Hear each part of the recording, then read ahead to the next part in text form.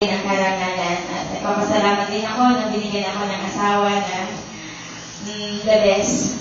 Para sa akin, siya yung the best na binigay na regalo ng Panginoon sa akin at wala akong maihigit na sa kanyang buhay na banal sa harapan ng Panginoon. Salamat na napakabuti ng Panginoon sa buhay ng aking asawa na binigay ng Panginoon sa atin at alam kong sa buhay namin ay ang Diyos ang siyang laging tumatanggaw sa amin. Bagaman malayo siya sa amin, salamat na lagi rin siyang sumusuporta at sumusubaybay. Na naririnig niya ako ngayon, mahal na mahal ko siya, mahal na mahal namin siya. Hanggang sa panahon na muli siyang bumalik sa aming piling na may tulungan kami ng Diyos na maingatan namin ang isa't isa yung aming magandang relasyon sa ating Panginoon. At higit sa lahat, bilang isang trusted na kasawa.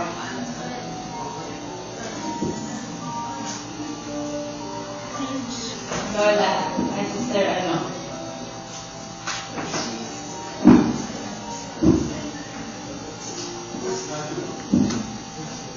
Amen. Salamat po sa ating Panginoon na sa umagang ito ay nilabas po ang Father's Day. Happy Father's Day po sa lahat ng mga tatay. Papasalamat ako sa ating Panginoon na binigyan niya ako ng asawa na sa lahat nakakilala na sa ating Panginoon. Salamat na sa pagkakataong ito. Nakasama natin siya sa ganitong lugar sa pagkakataong nagaraang taon ay hindi natin siya kasama. Ngunit salamat sa pag-ibig ng ating Panginoon. Nakilala niya ang ating Panginoon sa kanyang buhay at salamat sa ating Panginoon na lahat ng katangian na bilang isang asawa at bilang isang ama ng aming anak ay siya ay mapagmahal na tatay, malalahanin at hardworking. Salamat sa ating nung hindi ko siya nakakilala sa ating Panginoon, pag ganito, may mga gawain ay pagdating ko sa bahay ay lasing siya. Ngunit salamat sa ating Panginoon dahil umaasa ko sa kanyang mga pangako na binago ng ating Panginoon ang kanyang buhay. At salamat sa ating Panginoon na love. Alam mo naman na mahal kita hanggang so at ang ating buwan. Tayong dalawa ay masasama. Salamat sa iyong di pagmamahal sa aming naging anak at dalang po ang ating salamat sa ating Panginoon. Amen.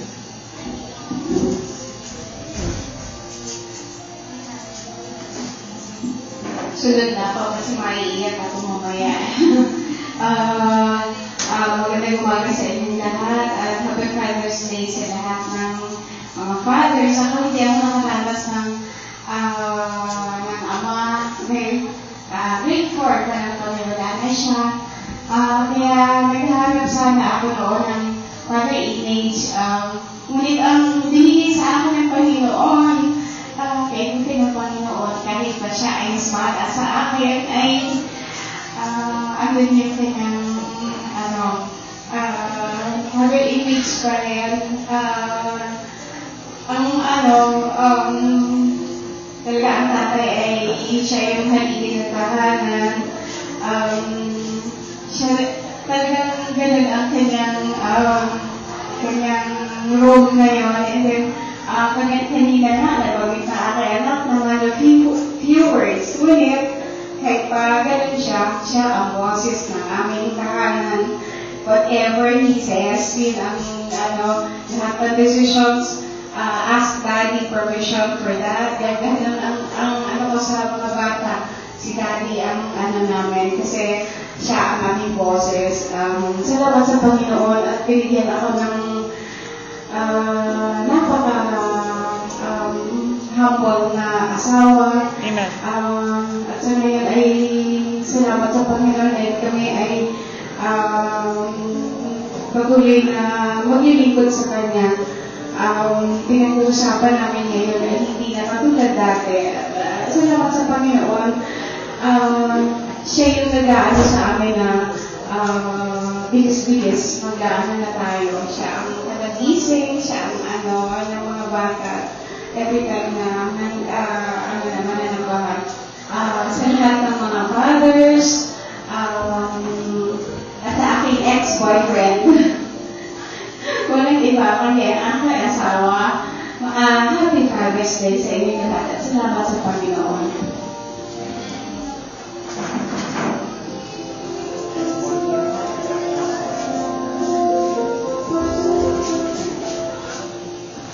Happy Father's Day po sa inyong lahat. Ako nagpapasalamat din sa aking Panginoon na sa aking tatay ay pinihirap siya ng Panginoon sa akin. Salamat sa Diyos sa kanyang kababatang loob at sa buhay na kanyang pinamuhay din. At ako nagpapasalamat sa buhay ng aking mga. Nagpapasalamat din ako sa Panginoon na ako ay mayroong asawa na una sa lahat ay mayroong takot sa Panginoon. At salamat sa Diyos na siya ibinigay sa akin ng aking Panginoon. Nung hindi pa siya Kristiyano ay parang hindi maganda yung aking pananaw. At nung siya ay kumilala sa ating Panginoon, doon ko nakita yung mahalagahan ng isang asawa at isang ama. Ako yung papasalamat sa Diyos na nakita ko rin sa kanyang buhay yung talagang siya ay gawing halimbawa para sa aking mga anak. At sabi ko nga sa aking anak na babae ay huwag siyang mag-aasawa kung hindi siya makakakita ng katulad ng dati niya. At ako'y papasalamat sa Diyos na nakita ko rin sa kanya na lahat ng bagay na kanya magagawa para sa kanyang pamilya ay kanya rin pinagkakalaw. At kung minsan ay umiiyak rin minsan sinasabi sa akin mga anak. Minsan yung daddy mo sa kanila ay binibigay pa sa inyo. Minsan nakihihirap lang sa inyo. Naway, ang Diyos ang siya magpata sa kanyang buhay at ako'y nagpapasalamat sa Diyos. At ako'y humihingi minsan ng sorry sa kanya. Pag may time na pinapabayaan ko siya mag-isa at minsan siya yung kukuha ng damit niya, siya ang magbibig mag-isa. Sabi ko, ginagawa ko yun para pag ako'y nawala, hindi ka aling mag-aasawa. Sanay ka na marunong ka sa sarili mo at hindi mo iiwanan yung aking pangalan. At alam ko na kung ako man ay mawala, siya ay ako'y panatag sapagkat siya yung makilala sa Panginoon at patuloy na kanya nakakain yung aking pangalan. Mahal na mahal kita, alam mo yun. Ayaw niya na ako nagsasalita. Gusto niya nakikita sa gawa. At salamat sa ating Panginoon kay ikaw ay naging ama ng aking mga anak at ikaw ay binigay sa akin ng aking Panginoon na maging asawa. I love you, Daddy. Amen. Amen.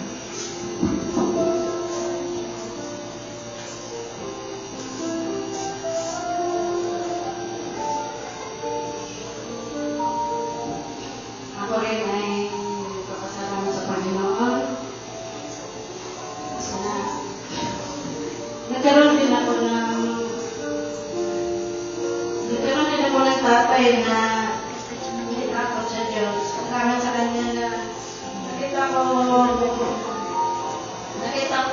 ano siya nasipag sa mga gawain ng Panginoon ay siya ay buhay pa kahit nakita siya mamatay dun.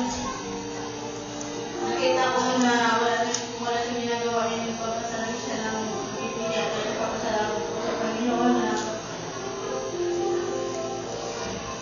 napakasipan niya sa kalungan ng Panginoon. Kaya ngayon ko ay pinapasalamat na ang lahat ng tatay sa aking Father's Day. At nagpapasalamat ako sa Panginoon na ako siya binigyan ng asawa na napakasipag. Dahil salamat sa Kanya na sabi ko na hindi ako swerte dahil hindi ko pa siya tumangat sa Panginoon. Kung maliit lang siya, nag-uwi na ko na yung pagdududa sa akin.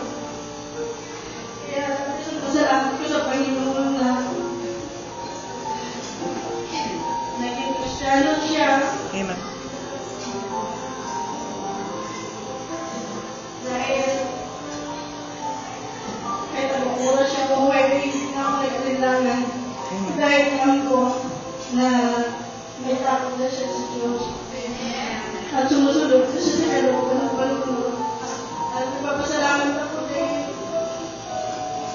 meron akong asawa na lahat ng pangangailangan namin ay pilit niya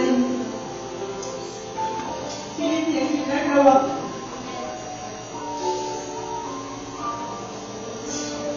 Alam ko na kung ibigay ng umilag kami. Tapos nagpapasalamat sa Panginoon. Dahil ano sa kanya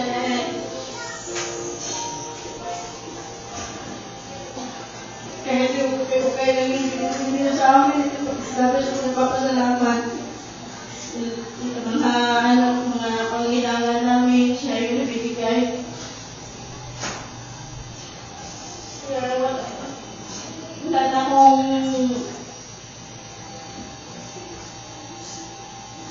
may pa sa Panginoon na sana ay magpatuloy sa Kanya.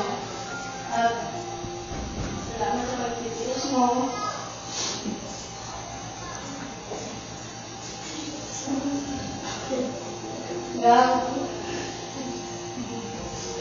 Alam ko minsan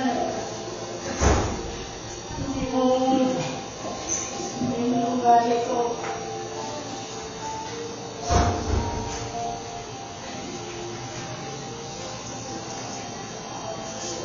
Minsan tamad ko yung mga damit natin. Pag-ipat ko kayo naglalapit sa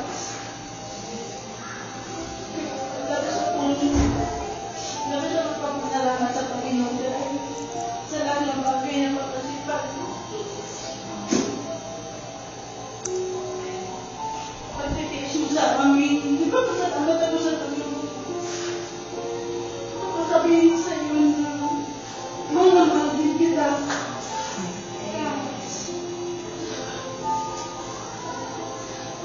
Sakaling hindi ko natin alam ako lang. Hindi ko kaya na mawala ka. Kung sakali man,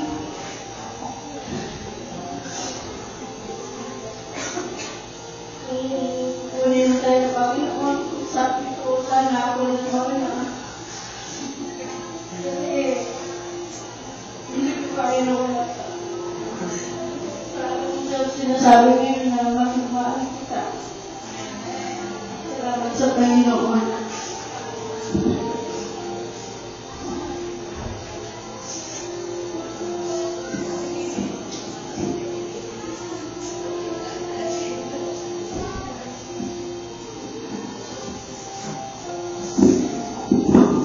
Magandang umaga sa ating lahat. Sana nandito din ang daddy namin. Happy Father's Day. Happy Father's Day sa lahat. At nagpapasalamat din ako sa Panginoon sapagkat meron akong papa na siguro hindi siya naging hindi babaero ay hindi ako kasi yun ang unang nagtulak sa akin na gusto kong magkaroon ng pamilya na may takot sa Panginoon. Kaya nagpapasalamat ako sa Diyos din sa paraan ngayon na sabi ko nga gusto kong magkaroon ng asawa na may takot sa Panginoon. At nung nasa check-up pa ako ng religion, susulat ko sa kapilyon. Sabi ko sa Panginoon, sana bigyan niya ako ng yung sign. Aba, binigay din sa akin ng Panginoon, letter D. De la Serna. Kaya salamat sa Diyos sa umaga dito. Kahit wala siya, at na umaga hindi ko siya nabati. Na ang aga-aga niya ng text, pero sa puso namin at sa isip, ay laging I love you ang nasa isip namin para sa kanya. At alam ko na siya ay gumagawa sa ating Panginoon sa umaga dito. Amen. At nagpapasalamat ako dahil siya nagbibigay ng ating Panginoon na asawa at katuwang sa paglilingkod sa Diyos. Wala na akong higit na hingin pa. Dahil yung mga request ko sa Panginoon noon ay binigay ng Diyos. Salamat sa Kanya dahil yung papa namin, pag meron siyang problema kahit sa trabaho, minsan nagugulat na lang ako ay solved na. Hindi siya nagsasabi sa akin sa Panginoon, siya nagsasabi muna.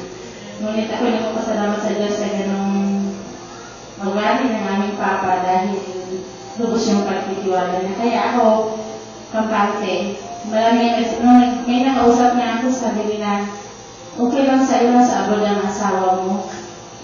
Ngunit salamat sa Diyos, ay yung puso ng aking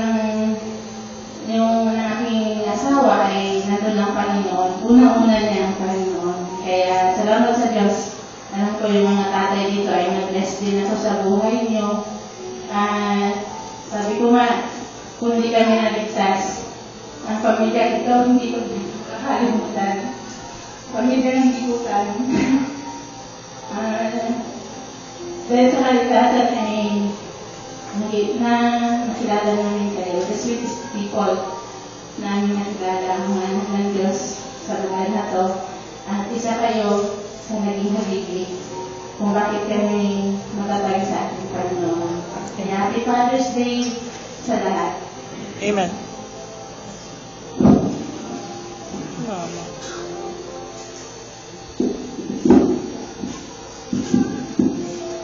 Magandang umaga po.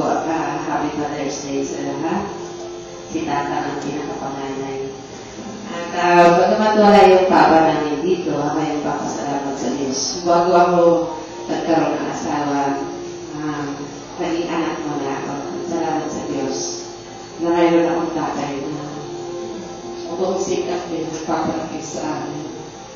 Na bagamat kung titignan mo, hindi naman ganun kaganda dahil hindi nga napaka-expect yung tatay namin. Pero nung nag-asawa ako, na-realize ko na yun ay isang kapamaraan ng Diyos bilang paghahanda sa akin bilang babae sa pagkakaroon ng pamilya. At noon, hindi ko ninais na magkaroon ng asawa. Sabi ko nga dahil sa pagiging stricto ng tatay namin, na medyo malupit doon sa nanay namin. Sabi ko, hindi ko hangad na magkaroon ng asawa. Dahil sabi ko, magbunay ako na walang lalaki. Subalit dumating din yung panahon na ako'y nagpapasalamat din sa Diyos na nung dalaga ako nakarating ako sa ibang bansa, sa pangangamuhan. At nagkaroon ako ng mga amo na nakikita ko yung talagang pagmamahalan. At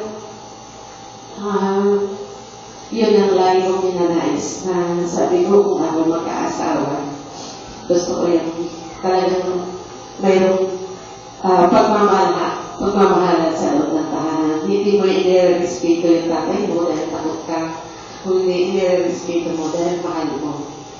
Kaya, salamat sa Diyos na bagamat ako hindi pa nakilalang lubusan sa ating Panginoon.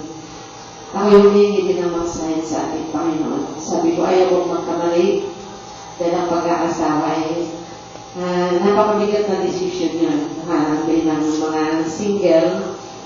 At sabi ko, kung ako lang din ang mag-aasawa na hindi pa matagumpay, sana naging matandang dalaga na lang ako.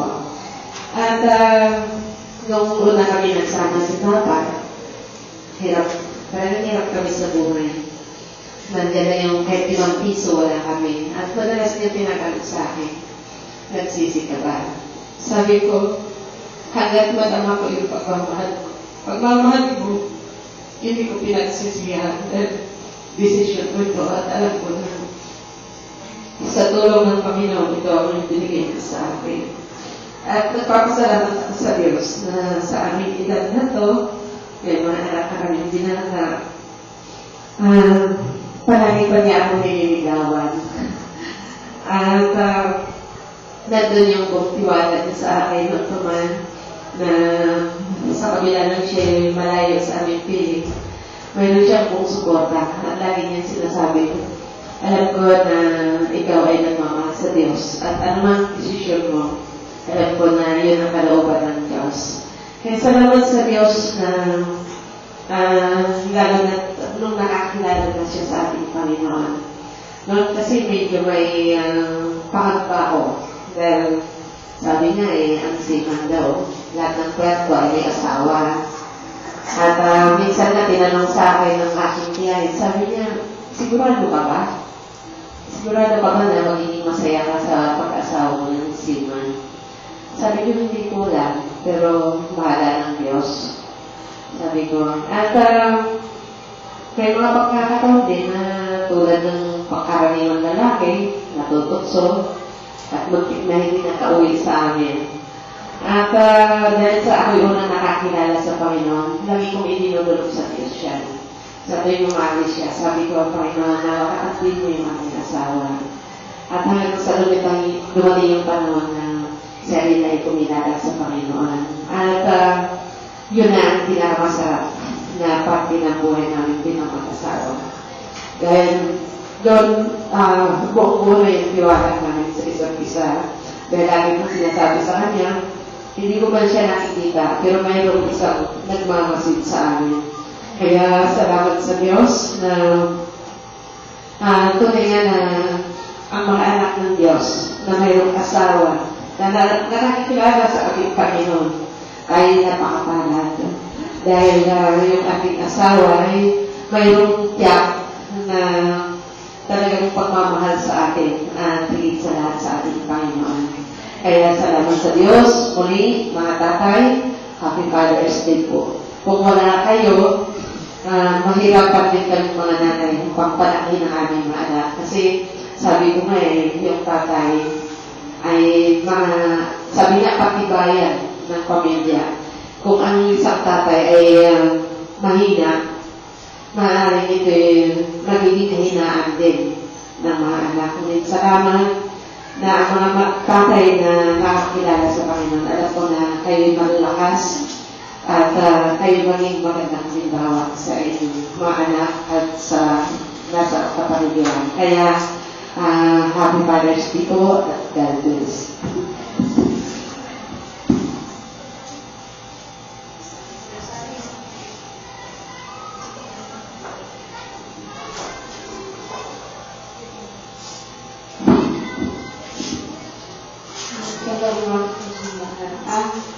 Happy Father's Day sa lahat ng mga tatay. Nagpapasalamat ako sa Panginoon dahil sa pinagkaloob niya na buhay sa amin, na nagbagong buhay, na talagang ang Panginoon ang lumagaw kumikilos sa akin sa buhay ko. Kahit na po na ako mahirap ang kalagayan ko dahil sa nag-iisa ng puto sa amin lagi, may apang akong anak, tinutulungan pa rin po niya ang Panginoon. At nagpapasalamat po ako sa Panginoon dahil sa pinagkaloob niya sa aking kagayan, dahil sa simula-simula pa po ay hindi ko po yung pinagisihan dahil nakita ko po sa kanya yung talagang kabutihan. Kahit po na napakabata po niya na nag-asawa kasi medyo may dead po ako sa kanya ng 2 years. Pero nakita ko po sa kanya talaga yung talagang responsable po siya na talagang hindi ko po makikita sa aking mga kapatiran dati na nakapag-asawa ng maaga na sa ngayon po ay hiwalay na po sila. Nagpapasalamat ako sa Panginoon dahil binigyan po niya ako ng linaw. Dahil napunta po ako dito. Dahil nasa kasalukuyan po ako na sa pinagdadaluhan ko po. Dahil hindi ko po nakikita Panginoon sa kanila yung mga bagay na ganito.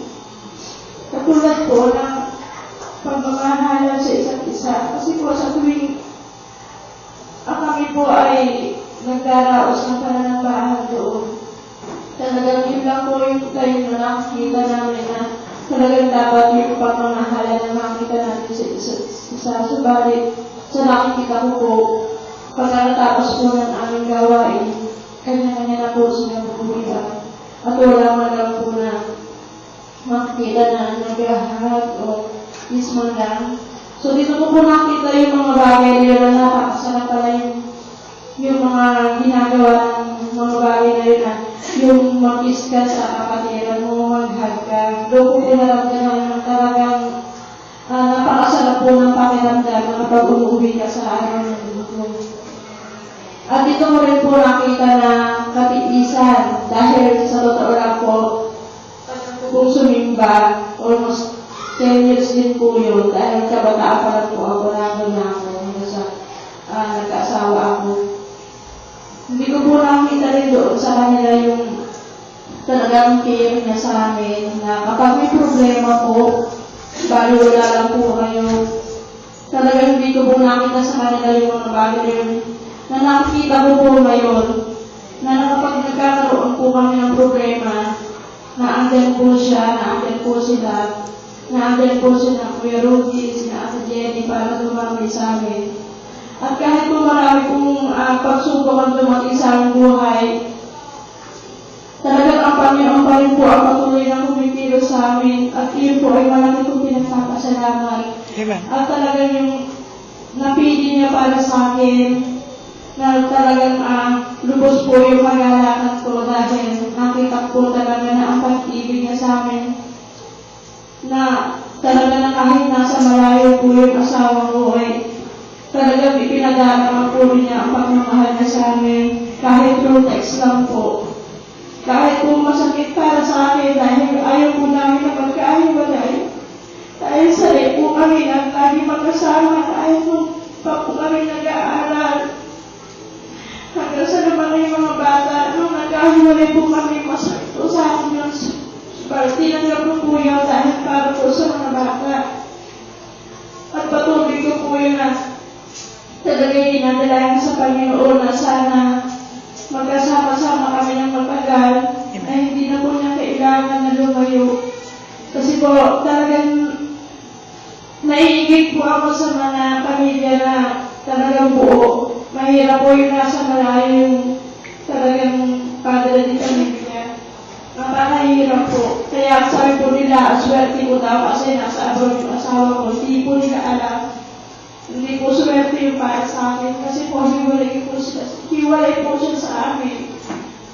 Ayun po namin mangyari yun. Pero alam ko sa tulong ng Panginoon, alam ko na meron po siyang tungkulin na dapat gampanan para sa amin ng mga anak niya. Kaya alam ko na hindi niya pababayaan sa malayo si Henry. Kaya patuloy ko po ipinapanalangin sa mga at tulungan niyo rin po ako na ipanalangin kami pati yung apat kong anak kasi alam ko na hindi pa lubos sa kanilang pagkakilala sa Panginoon pero hindi po ako nawawala ng pag-asa dahil kahit gano'n po sila patuloy pa rin po silang sumusunod sa akin kahit anong sabihin ko sa kanila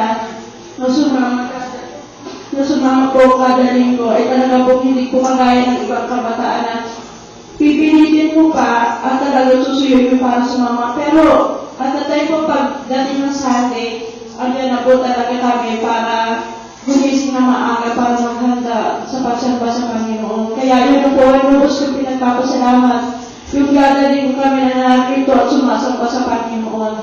Kaya sa mga tatay dito na narito, napakapalad po ninyo kasi kasama niyo yung pamilya niyo at talaga naman na patuloy at sama-sama kayong nagpupuri sa Panginoon. Yun po rin yung pinapangarap ko, yung sama-sama kami nagpupuri sa Panginoon na kumpleto kami na narito. Yun lang po.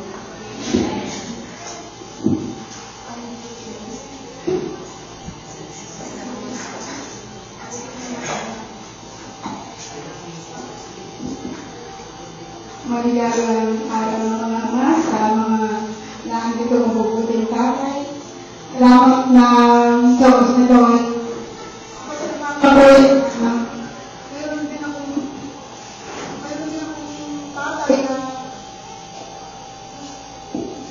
Meron din akong tatay na nung araw ay sabi ko na hindi ako mag-asawa.